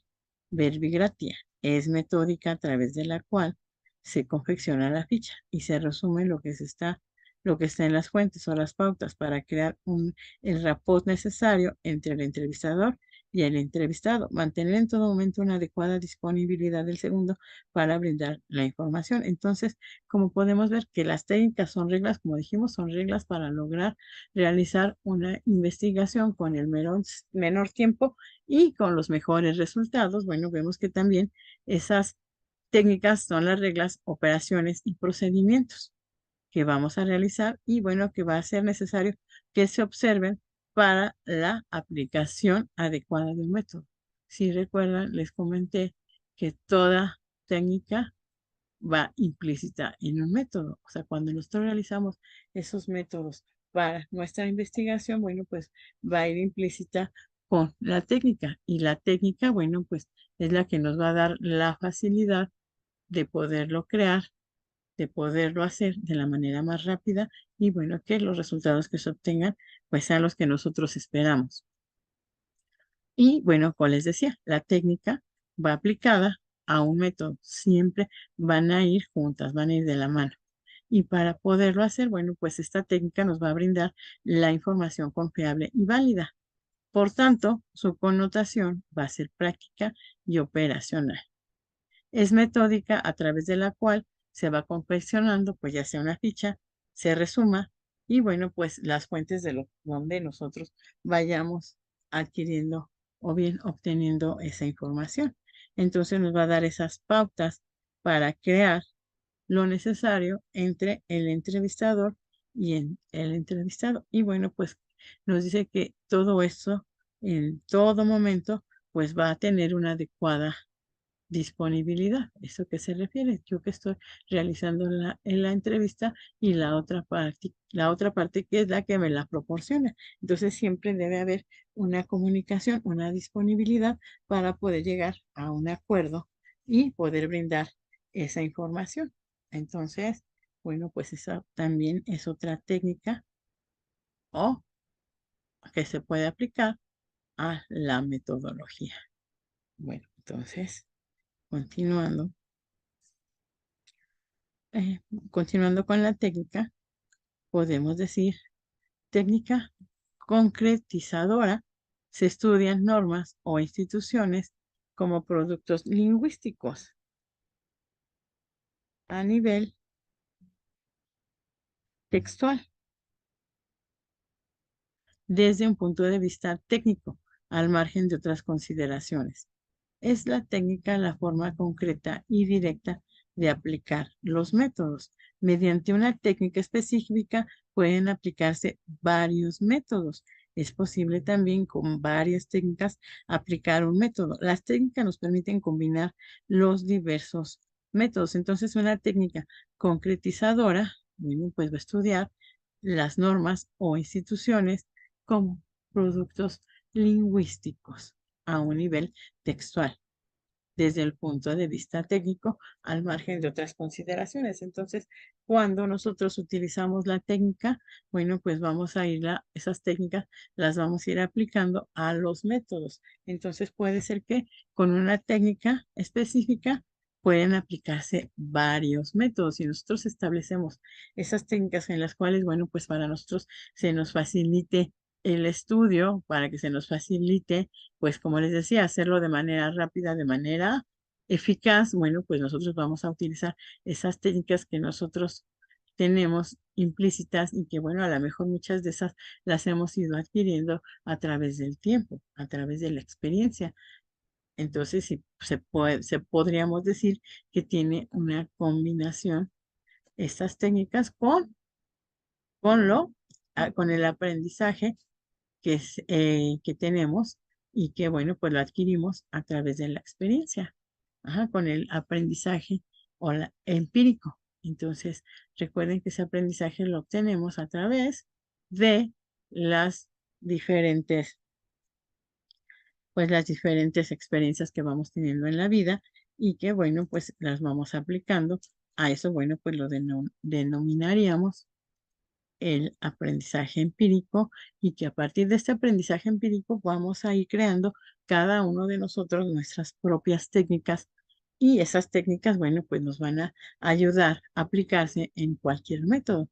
Podemos decir que podemos aplicar una técnica para varios métodos o bien varias técnicas para un solo método, dependiendo la importancia o la dificultad de estudio de ese método. Entonces, la técnica siempre va a ir implícita en el método porque, bueno, como les decía, esa técnica es la que nos va a dar la maña, es la que nos va a dar la pauta a seguir y que, bueno, pues a partir de ello vamos a poder realizar nuestra investigación, nuestros métodos de investigación, pero que van a llevar esa maña, ajá, esa experiencia, esas técnicas que ha ido perfeccionando al paso del tiempo, a paso del tiempo y al paso de la experiencia que uno va teniendo día a día. Entonces, pues la técnica, como podemos observar, como podemos entender, es vital para poder aplicar un método de investigación o bien diversos métodos de investigación. La técnica o técnicas que se apliquen, pues nos van a ayudar a realizar esa investigación de manera, pues, eficaz, de manera rápida y además de ello, bueno, pues nos podrá dar esa facilidad de entendimiento y de aplicación. Entonces, eso es una técnica concretizadora. Y bueno, ya vimos que consigo trae, bueno, pues esa forma concreta y directa de aplicar los métodos mediante las técnicas. Y como les digo y les reitero, esas técnicas son las que vamos adquiriendo a través de nuestra vida diaria, a través de la experiencia que vamos teniendo en el actuar diario de la vida cotidiana. Entonces, esas técnicas se pueden ir perfeccionando también a través del tiempo, a través de nuestra experiencia. Pues van a tener una mejora en su aplicación.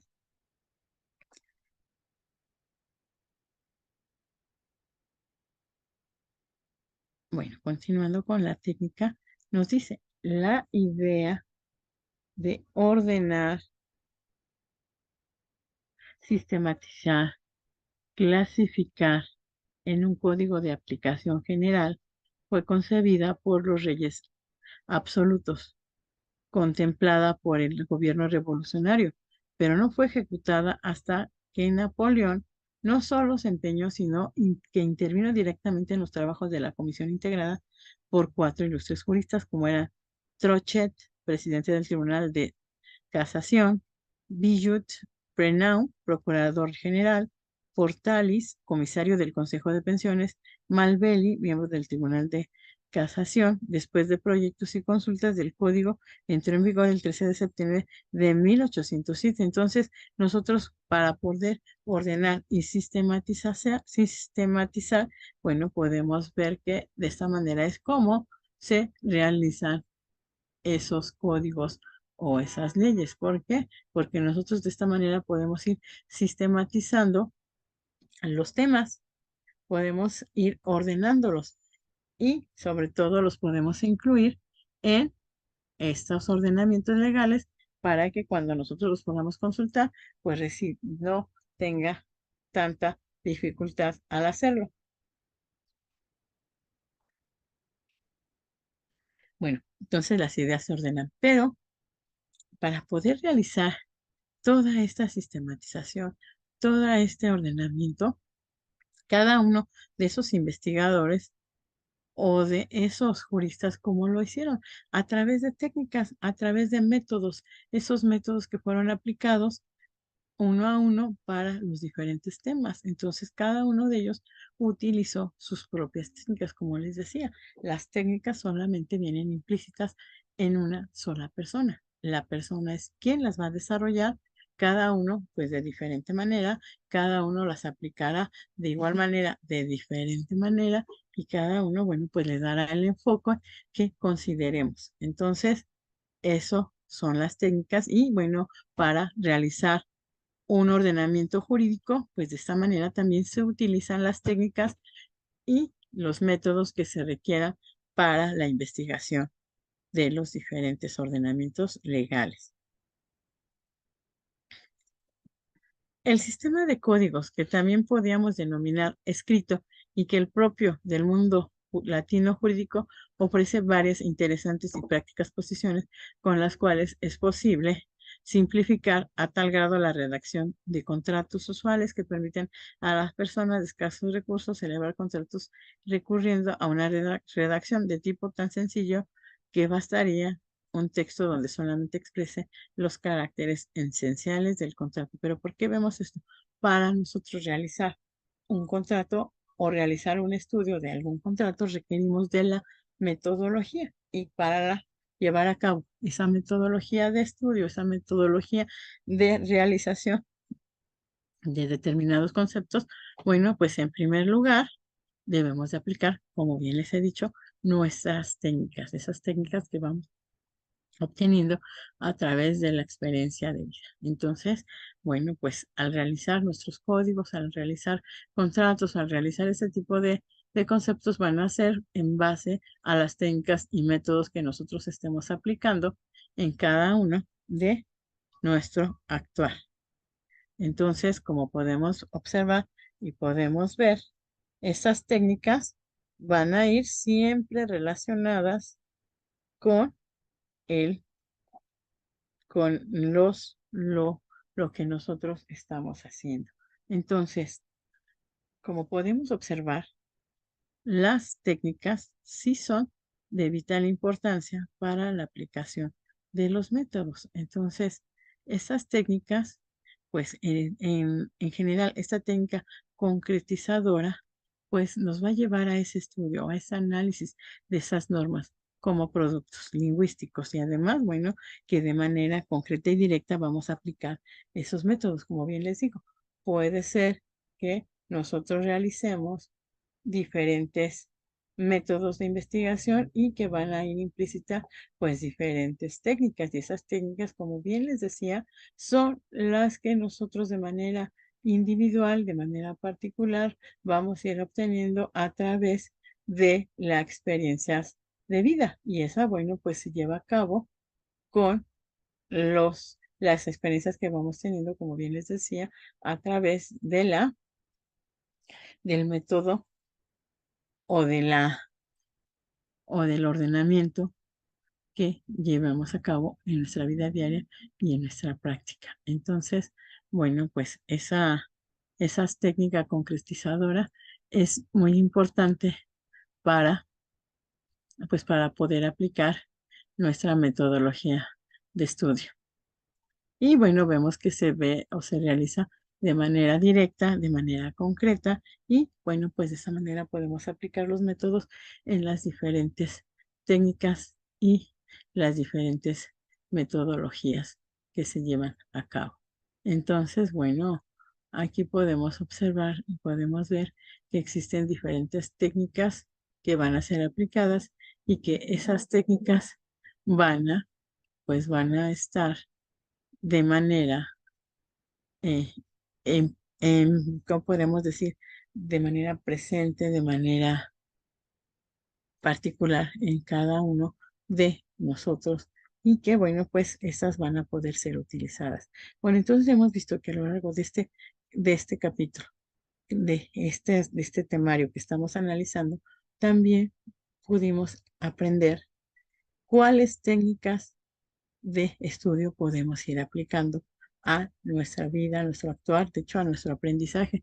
Nosotros como estudiosos del derecho, bueno, pues vimos diferentes métodos por los cuales podemos llevar a cabo pues nuestra investigación, nuestra aplicación del derecho.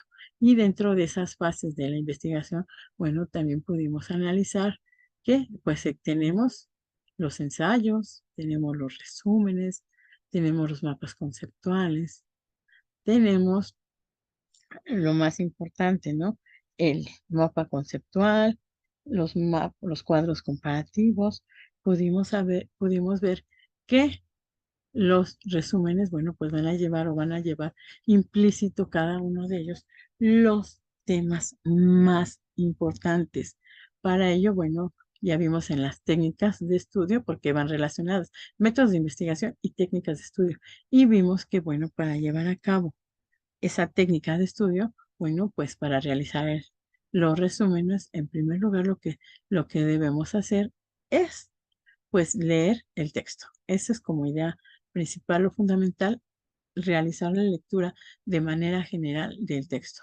Y de esta manera, bueno, pues vamos a ir subrayándola, las ideas principales, vamos a ir sombreándolas o vamos a resaltarlo. ¿Para qué? Pues para que nosotros podamos llevar a cabo esas ideas principales a nuestro resumen y de ahí, bueno, pues ir conectando con nuestras propias palabras lo que nosotros entendimos de ese tema.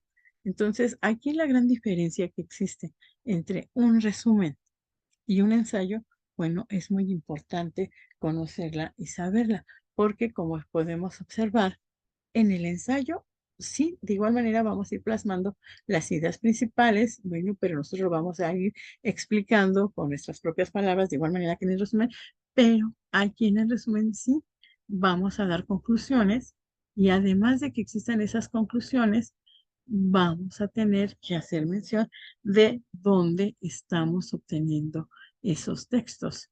Sí, es vital poner pues todos estos criterios editoriales. ¿Por qué? Porque si no, podría entenderse que estamos plagiando.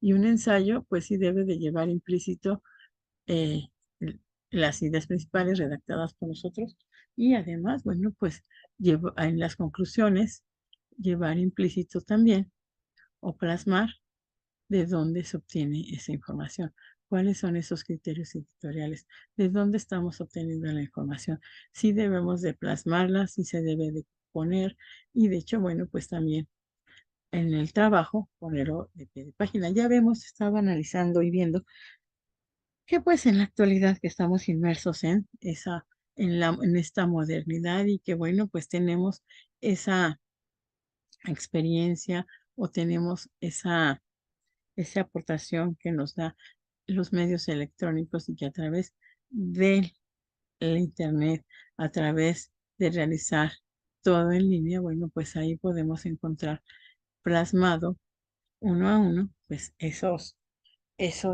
elementos, esa doctrina, esas revistas, las cuales nos pueden servir de base y fundamento para la realización de nuestro trabajo. Entonces, dentro de esos sistemas de investigación, vimos que es el ensayo, vimos que es el resumen, vimos que es el mapa conceptual y bueno, y es el mapa conceptual hay que recordar que también tiene pues ciertas complicaciones si no lo realizamos de manera coordenada, de manera pues coherente. Tenemos que ir plasmando una idea principal y de esa idea principal van a ir derivando pues los demás conceptos, pero todo se plasma o todo se realiza a través de una idea principal y bueno, pues de manera coherente vamos a ir bajando esos ramales, esa conceptualización. Entonces, bueno, sí es importante que se tenga o que se estudie. Primeramente, bueno, pues hay que darle una leída al, pues al libro o al tema que nosotros estemos realizando, buscando y analizando. Bueno, ¿por qué?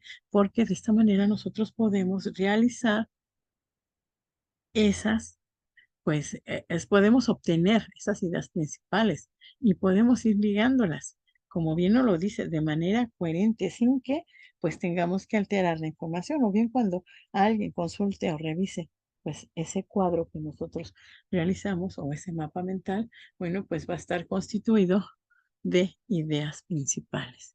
Y de ahí, bueno, pues va a derivar que quien lo consulte pueda tener una idea a través de esos conceptos principales de cómo, pues, qué es lo que queremos resaltar, qué es lo que queremos dar a notar.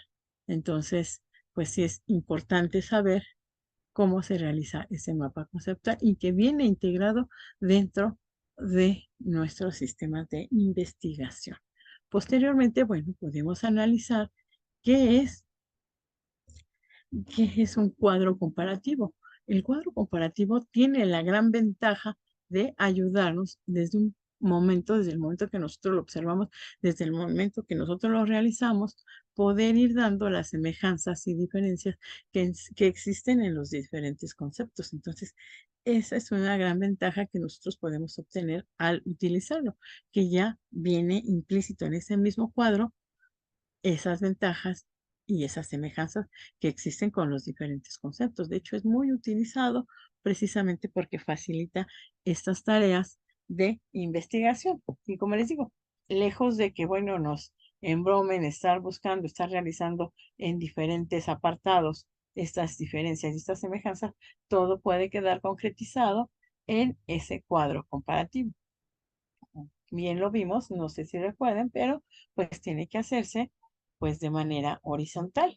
Es donde, bueno, pues ahí vamos a ir plasmando, hacer recuadros, a poner los conceptos que vamos a relacionar, ir poniendo dentro de esos conceptos las similitudes, o sea, que son las semejanzas, ir poniendo las diferencias que tiene cada uno y al final, bueno, tenemos que plasmar nuestras propias conclusiones de lo que estamos realizando, de lo que estamos viendo, de lo que se está pudiendo observar sobre esas semejanzas, sobre esas diferencias y llegar a una conclusión.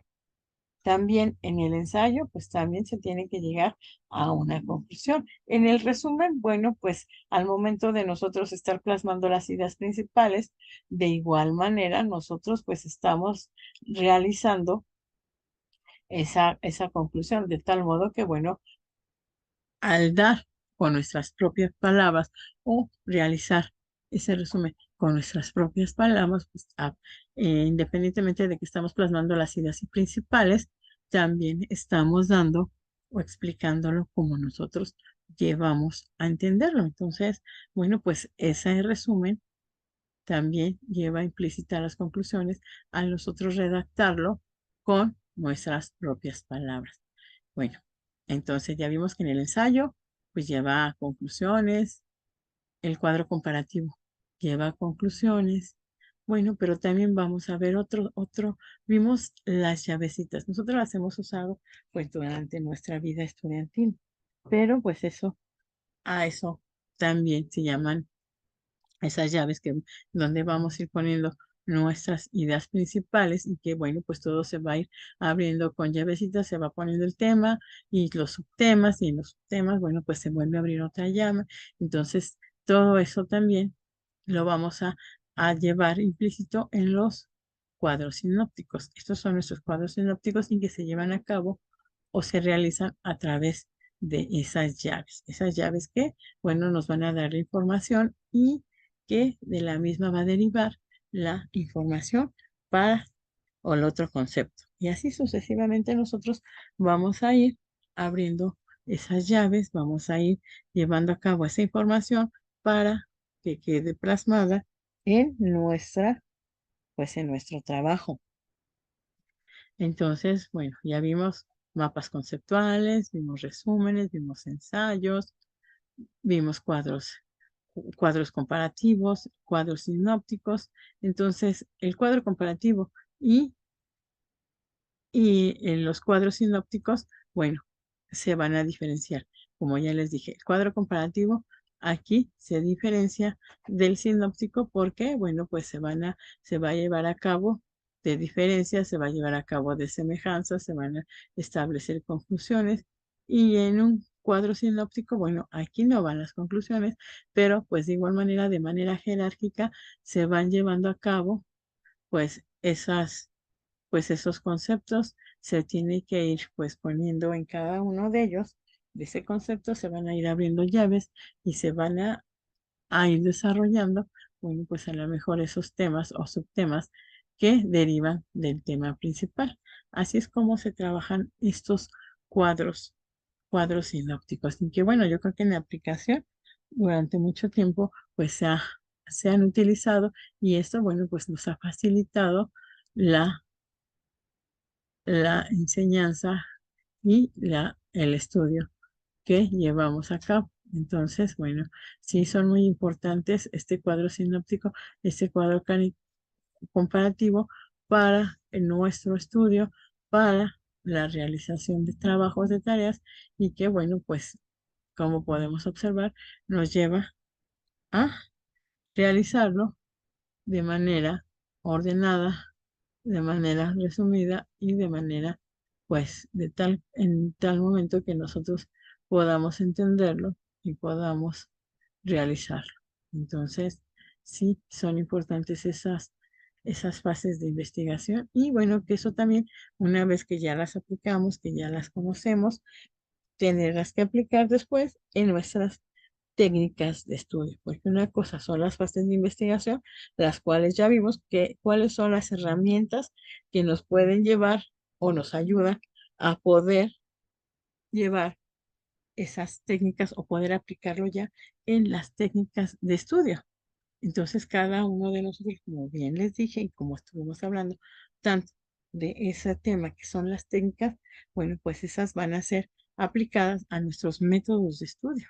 Entonces, esas técnicas de, de estudio vamos a llevar, o va a ir implícito con con esos métodos de investigación y que, bueno, ahora ya los conocimos y mismos vamos a tener que ocuparlos para realizar nuestra la tarea que nos toca hacer, ir, ir aplicándolos a nuestra técnica. Entonces ya después esos métodos de investigación que estuvimos viendo, bueno, pues vamos a poder aplicarlos a nuestras técnicas de estudio. O más bien, cuando nosotros ya empecemos a redactar, empecemos a estudiar o tengamos que memorizar ciertos conceptos que, bueno, pues son elementales y trascendentales en nuestra vida profesional, bueno, podemos hacerlo a través de nuestras técnicas de estudio. Como bien les decía, esas técnicas de estudio, cada uno de nosotros vamos a ir aplicando lo que nosotros sabemos, lo que nosotros conocemos y lo que a nosotros nos resulta fácil para poderlo realizar. Entonces, esas técnicas de estudio pues van a consistir, aquí nos daban, de acuerdo a la investigación que se estuvo realizando, pues nos daban varias opciones como técnicas de estudio. En primer lugar, bueno, nos decía que podemos realizar test. ¿Qué son los test? Bueno, pues ir haciendo diario, de acuerdo a lo que nosotros vamos aprendiendo, ir haciendo esas anotaciones. Entonces, diario se van realizando, se van haciendo las anotaciones y bueno, pues cuando nosotros estudiamos ya las tenemos ahí, ya previamente no, las memorizamos, previamente estudiamos esos temas y nosotros pues podemos entender de qué tema o cuál tema se está hablando. Y cuando nosotros tengamos que realizar nuestro examen, pues ya tenemos memorizados esos temas que ahí están presentes. Entonces, esos tests son importantes también y que nosotros podamos compartirlos con nuestros compañeros, porque a lo mejor a nosotros se nos están olvidando ciertos temas o ciertos preconceptos o ciertos preceptos, entonces a lo mejor el el compartirlos con los compañeros, pues esto nos ayuda a que pues todo lo podamos tener en un solo lugar, todo lo podamos entender, todo lo podamos plasmar y cuando tengamos que realizar nuestro examen o tengamos que aplicarlo en nuestro trabajo, pues ya tenemos esos elementos importantes, esos elementos indispensables que son para nuestro, nuestra, nuestra técnica o que se van a aplicar a esas técnicas de estudio. Otra técnica de estudio, pues nos decía que elaboráramos tarjetitas. Esas tarjetitas, bueno, también nos decía el autor que son muy importantes cuando nosotros estamos tratando de aprender otro idioma. Pues sí, ¿verdad? Con las tarjetitas y figuritas, bueno, pues ya podemos ir memorizándolo, ya podemos ir aprendiéndolo. Entonces, bueno, pues eso era recomendable cuando uno está haciendo o está estudiando otro idioma y que, bueno, pues eso nos facilita el aprendizaje, la manera de poderlo memorizar.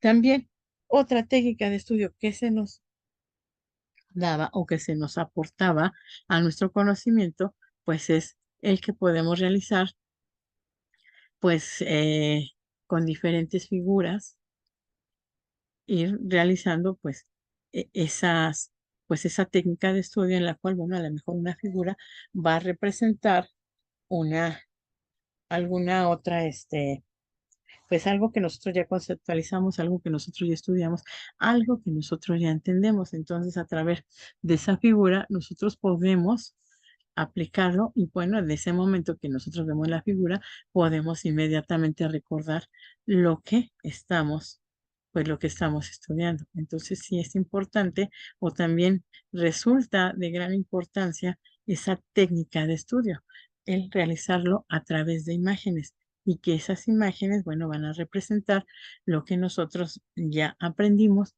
o lo que nosotros tenemos ahí conceptualizado. Entonces, también es una muy buena técnica de estudio el poderlo, el poderlas aplicar a nuestra, a nuestro estudio. También tenemos, de acuerdo a lo que nos decía el autor, bueno, ya vimos que son las técnicas y también este método justamente que podemos basar en imágenes. Y esas imágenes cuando nosotros las veamos, cuando nosotros la podamos obtener o ver, pues nos va a remitir inmediatamente justamente a ese tema que nosotros ya estudiamos, a ese tema que ya lo tenemos memorizado. Entonces, bueno, pues esos métodos de estudio o esas técnicas de estudio, pues va a estar basado en esas imágenes y bueno, pues vamos a poder también realizar esa, esa relación semántica entre las ideas abstractas. Entonces,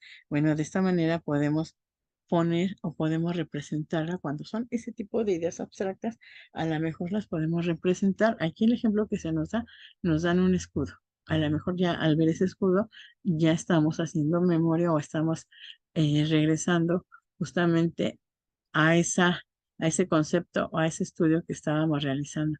Entonces, bueno, sí, también se puede representar por medio de esta relación semántica o bien también una semejanza lingüística. Cuando lo hacemos a través de imágenes, bueno, cuando hablamos de una semejanza lingüística, lo hacemos con dos objetos iguales. Entonces, de esta manera podemos saber o podemos obtener esa semejanza lingüística.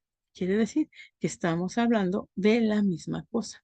Ujú. Yo les daba el ejemplo, poner una pelota, poner otra pelota, bueno, ¿cuál sería la semejanza política aquí? Pues las pelotas. Entonces, aquí lo que podemos hacer nosotros es ver esa relación semántica. También dice que semántica y lingüística.